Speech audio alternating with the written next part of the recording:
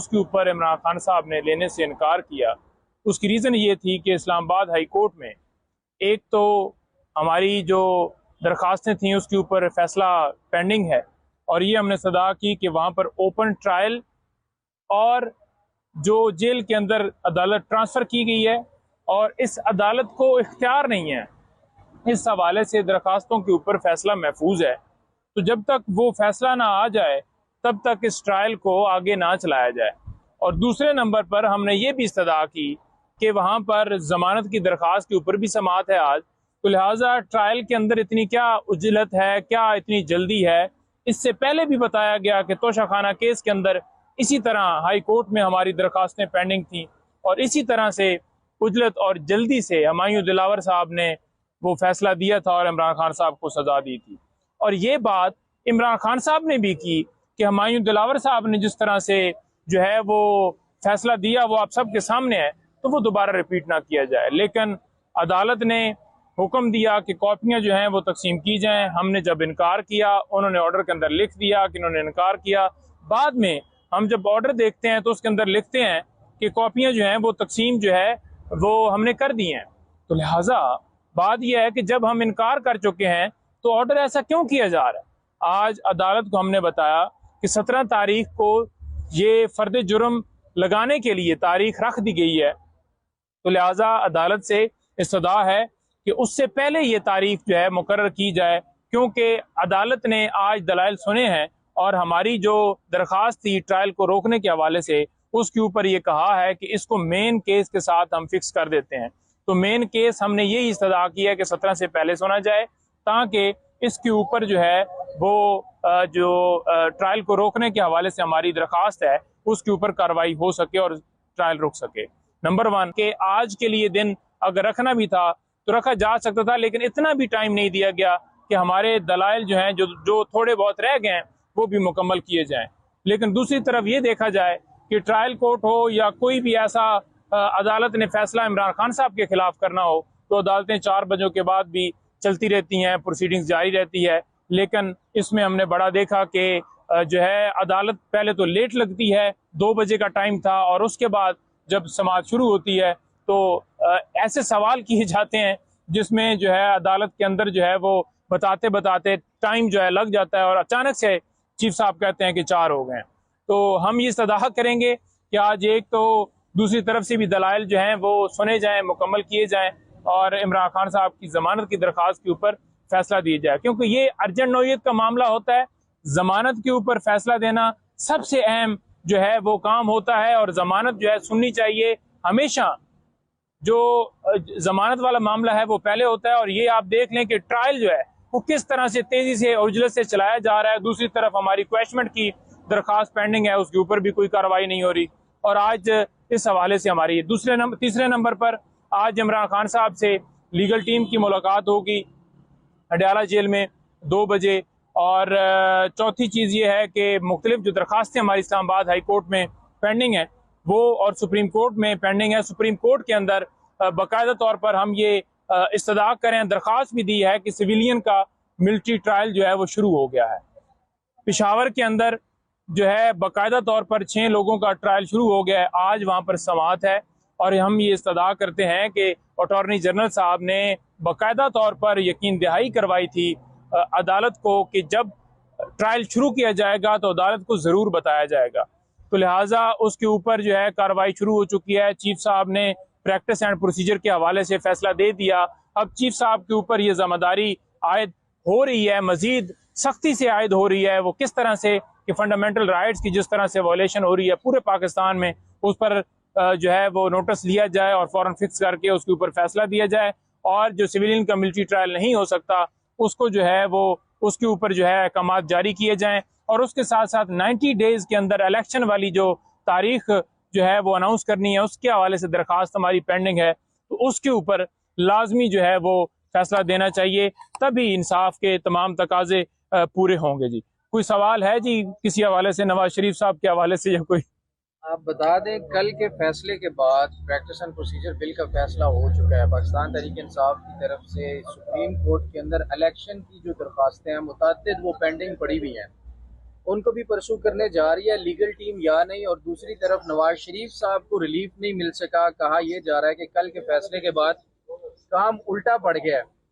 میں وہ دوسرا وائرل لفظ استعمال نہیں کروں گا، کل کے فیصلے کے بعد نواز شریف بڑھ گیا ہے۔ ہاں جی سادہ لفظ میں جو آپ استعمال کرنا چاہتے تھے، اس کو جب خبر ملی ہوگی نا کہ آپ کی نااہلی جو ہے اس کے اوپر آپ اپیل نہیں کر سکتے، تو اس کے بعد جو اس کے پلیٹ لیٹس ہیں وہ ایک دفعہ دوبارہ گرے ہوں گے، اور وہ صرف اب شو کروا رہے ہیں کہ ہم اس فیصلے سے بڑا خوش ہیں۔ جو فائدہ لینا چاہتے تھے اس ترامیم سے کہ ان کی جو نااہلی ہے وہ ختم ہو جائے گی، جہانگیر ترین کی یا نواز شریف کی، تو یہ جو ہے پوری قوم کے لیے خوشخبری ہے کہ ان کی نااہلی جو ہے وہ برقرار رہے گی۔ اور 62(1)F کے تحت سپریم کورٹ نے تاحیات نااہلی جو ہے وہ اس آئین کی تشریح کرتے ہوئے تاحیات نااہلی کا جو ہے حکم دیا ہوا ہے، تو لہٰذا اس سے ترامیم جو کی گئی تھیں وہ دوسری طرف یہ ہے کہ عمران خان صاحب اس فیصلے سے فائدہ اٹھاتے ہوئے اپنی نااہلی ختم کرا سکتے ہیں۔ دیکھیں، عمران خان صاحب کے اوپر کوئی ایسا کیس نہیں ہے جس میں عمران خان صاحب کو نائل کیا جائے۔ جو الیکشن کمیشن نے نوٹیفیکیشن کیا تھا اس کو باقاعدہ طور پر اسلام آباد ہائی کورٹ میں کنوکشن والے معاملے کے ساتھ ہم نے ٹیک اپ کرنے کے لیے استدعا کی ہے، اور وہ انشاءاللہ جو ہی معاملہ یہاں پر فکس ہوگا اور ان کی نااہلی جو ہے وہ ختم ہو جائے گی۔ دوسرے نمبر پر جتنے کیسز عمران خان صاحب کے ہیں تمام میں ایک تو جو زیادہ تر کیسز ہیں ان میں بیل کنفرم ہو چکی ہیں، اور باقی جو کیسز پینڈنگ ہیں ان میں خان صاحب کے اوپر کوئی ایسا ایلیگیشن ثابت ہوتا ہوا نظر نہیں آئے گا آپ کو، کیونکہ کوئی ایسا جرم ہے ہی نہیں، چاہے آفیشیل سیکریٹ ایکٹ کے تحت مقدمہ درج ہو، چاہے القادر ٹرسٹ ہو، کیونکہ کوئی پیسے یا کوئی انٹرسٹ کوئی بھی ایسی چیز جو ہے وہ کوئی بھی شواہد نہیں جوڑتے کہ جس سے عمران خان صاحب کو ان تمام جو ہے وہ چیزوں سے فائدہ ہوا ہو۔ اچھا، اس کے اوپر عمران خان صاحب نے لینے سے انکار کیا، اس کی ریزن یہ تھی کہ اسلام آباد ہائی کورٹ میں ایک تو ہماری جو درخواستیں تھیں اس کے اوپر فیصلہ پینڈنگ ہے، اور یہ ہم نے استدعا کی کہ وہاں پر اوپن ٹرائل اور جو جیل کے اندر عدالت ٹرانسفر کی گئی ہے اور اس عدالت کو اختیار نہیں ہے، اس حوالے سے درخواستوں کے اوپر فیصلہ محفوظ ہے، تو جب تک وہ فیصلہ نہ آ جائے تب تک اس ٹرائل کو آگے نہ چلایا جائے۔ اور دوسرے نمبر پر ہم نے یہ بھی استدعا کی کہ وہاں پر ضمانت کی درخواست کے اوپر بھی سماعت ہے آج، تو لہٰذا ٹرائل کے اندر اتنی کیا عجلت ہے، کیا اتنی جلدی ہے؟